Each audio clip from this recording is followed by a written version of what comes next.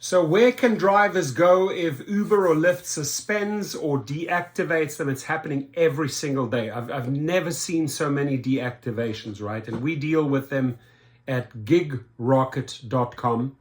We'll leave the link below. But in this case, they're promoting the story here to a toothless city watchdog. That watchdog program has been trying to pass a policy for over 2 years that would compel Uber and Lyft to provide them with more information about the reasons for deactivations. I love that. I support that 1000%, right? Why are you deactivating this driver, right? Give us the reason. Here's the problem. And we've done about 1,800 cases so far at GigRocket, right? Wrongful deactivations, drivers just being switched off, apps, closed down, they can't log on. Why? Because Uber and Lyft are simply listening to some concocted story, made up story by a passenger, right? And the problem is they don't have to provide, that reason. Oh, they said such and such. You breached the terms and agreements of the contract that you signed. You're off the platform. That's it. And you're in the dark. And it's stressful. It is ultra stressful, right? So Courtney McRae Alston suspected the small dog in a pet carrier was no service animal. Service animals aren't normally in carriers. But her Lyft pickup, a woman seeking a ride to the airport at 3 a.m. that August morning, insisted otherwise. So McRae Alston, 54, asked the woman, I've heard the story many times, the two questions that drivers for ride-hailing services are legally allowed to ask: is your animal required for a disability? What task does it perform? If you don't answer it, I won't accommodate you, McRae Alston recalls saying. The woman said, how dare you? How dare you question me? Right? So they're trying to bring this dog along for the ride. You're asking two legitimate questions. Is your animal required for a disability? What tasks does it perform?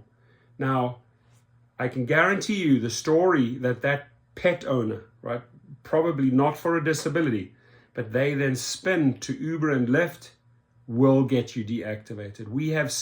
I've seen at least 30, 40 cases just like this that we have fought at GigRocket.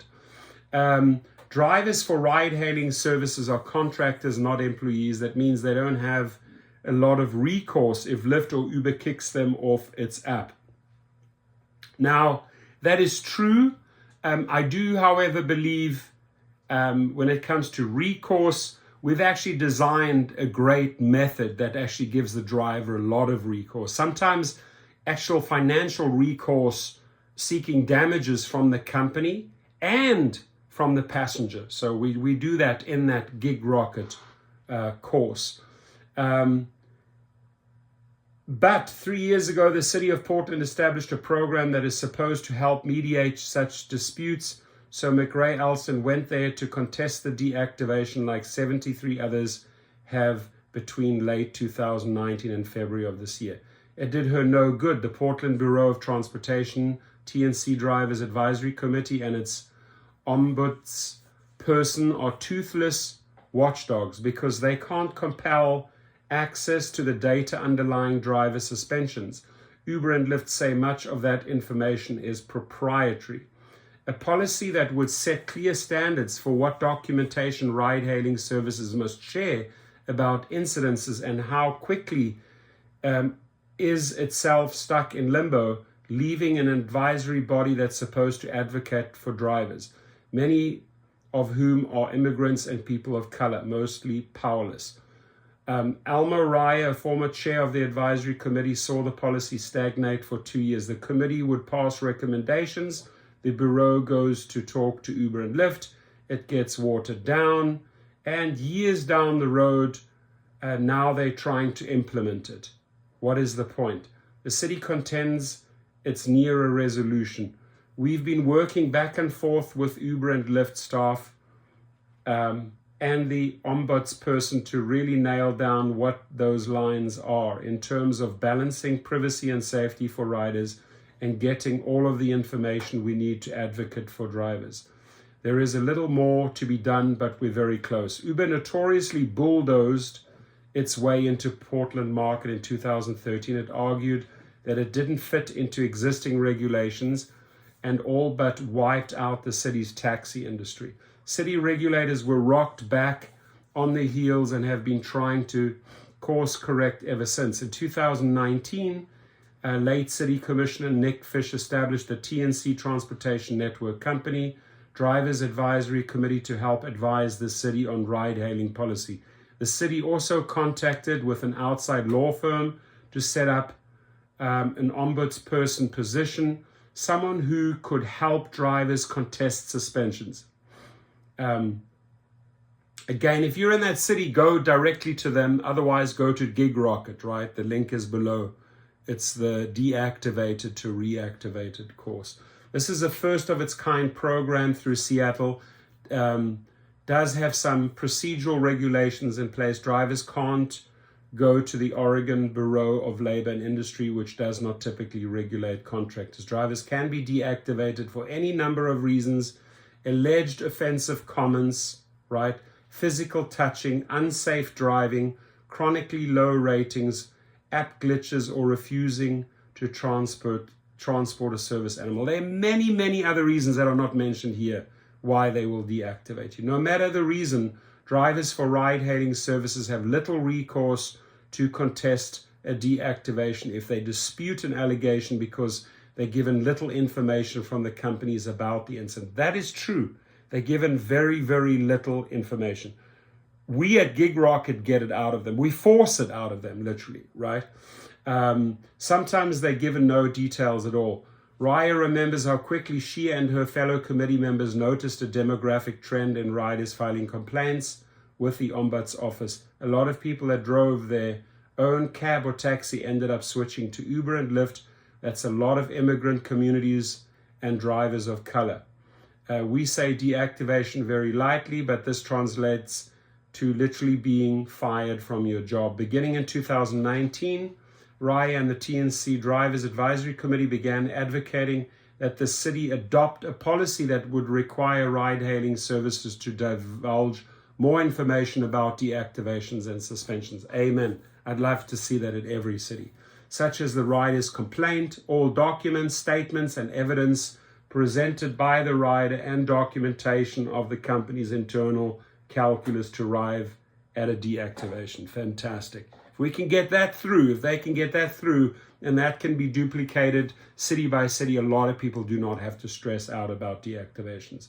The idea, with more information, the ombudsperson could better advocate for the driver. The policy has been stuck in a draft version, toggling between ride-hailing services attorneys, city attorneys, and the ombudsperson, difficult one, for over 2 years.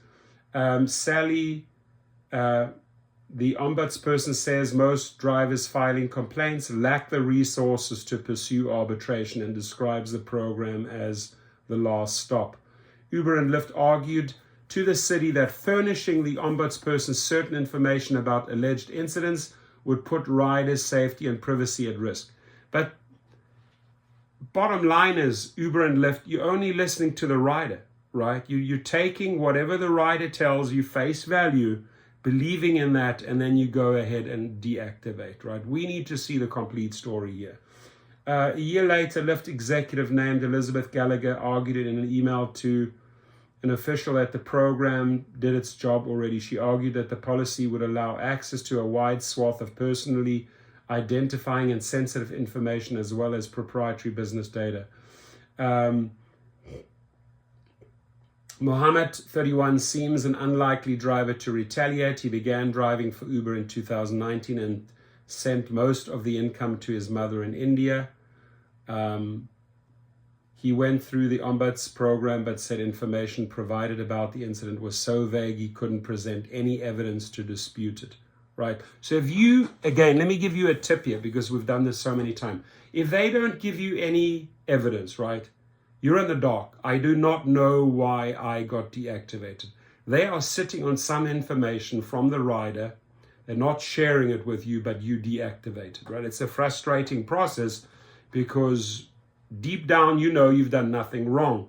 Now, in our program at Gig Rocket, right, you get to draw up a statement, right, explaining how you were wrongfully deactivated. Now, how can you explain something when you haven't even been given a reason, right? So that's when we fire off the legal appeal with all the legal verbiage that says, hey, dear company, if you do not provide the information, if you do not review this case, we're dragging you before arbitrators, or we're dragging you into small claims court. And when you do, like, for example, when you go the route of small claims court, you can always attach a subpoena and get the rider's information. And if need be, sue the company as well as the rider for making those false allegations, right? Somebody goes in there and says, oh, you were drunk, and they can't provide an alcohol test or a blood test, and you get kicked off the program, right?